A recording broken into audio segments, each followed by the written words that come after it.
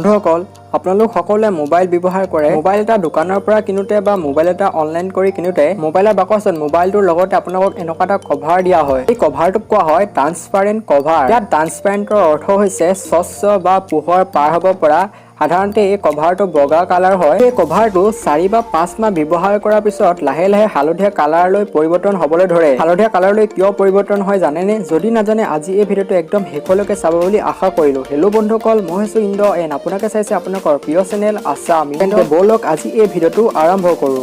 তাৰ যিটো মুখ্য কাৰণ আছে সেইটো হৈছে সূৰ্যৰ অতি বেঙুনীয়া ৰশ্মি বা ইউভি ৰেডিয়েশ্যন সৰহসংখ্যক মোবাইলৰ পিঠিখন বা বেক সাইডটো প্লাষ্টিকেৰে বনোৱা থাকে যদি এই প্লাষ্টিকৰ পিঠিখনত পোনপটীয়াকৈ সূৰ্যৰ পোহৰ পৰিবলৈ দিয়া হয় তেতিয়া ইয়াৰ পিঠিখন একদম গৰম হৈ যাব আৰু মোবাইলটোৰ বহুত ক্ষতি হ'ব পাৰে সেইবাবে ইয়াৰ বাবে ট্ৰান্সপাৰেন্ট কভাৰ লগোৱা থাকে এই ট্ৰান্সপাৰেন্ট কভাৰখন সিলিকন পলিমাৰ দ্বাৰা গঠিত পলিমাৰে পানী আৰু তাপৰ লগতে ৰাসায়নিক আক্ৰমণকো প্ৰতিৰোধ কৰিব পাৰে সেইবাবে তাপ আৰু পানী প্ৰতিৰোধ কৰিবৰ বাবে মোবাইলৰ বেকত ইয়াক লগোৱা থাকে সূৰ্যৰ অতি বেঙুনীয়া ৰশ্মি ডাইৰেক্ট আহি এই কভাৰটোত পৰেহি আৰু এই কভাৰটোৱে মোবাইলৰ পিঠিখনলৈ পোহৰ যাব নিদিয়াকৈ ই নিজে শোষণ কৰি লয় কিন্তু যেতিয়া লাহে লাহে ই পুৰণা হ'বলৈ ধৰে বা ইয়াৰ বয়স হ'বলৈ ধৰে সূৰ্যৰ পোহৰবোৰ এই কভাৰটোত জমা হৈ ইয়াক হালধীয়া কৰি পেলায় সেইবাবে ইয়াৰ ৰংটো হালধীয়া ধৰণৰ হৈ পৰেগে বেছি তাপৰ সংস্পৰ্শলৈ অহাৰ বাবে ইয়াৰ ৰং হালধীয়া ধৰণৰ হৈ গৈ নম্বৰ 2 খাদ্য খাওঁতে হালধি জাতীয় বা মছলা আদি ব্যৱহাৰ কৰোঁ আৰু সেইবোৰ আমাৰ হাততো লাগি থাকে আৰু সেই হাতেৰে যদি আমি মোবাইলটোৰ কভাৰটো চুই গৈ তেতিয়া ইয়াৰ হালধীয়া ৰং হ'ব পাৰে লগতে আৰু বহুতো কাৰণ আছে যেনে ধূলি মাকতি লাগিও ইয়াৰ ৰং হালধীয়া কৰিব পাৰে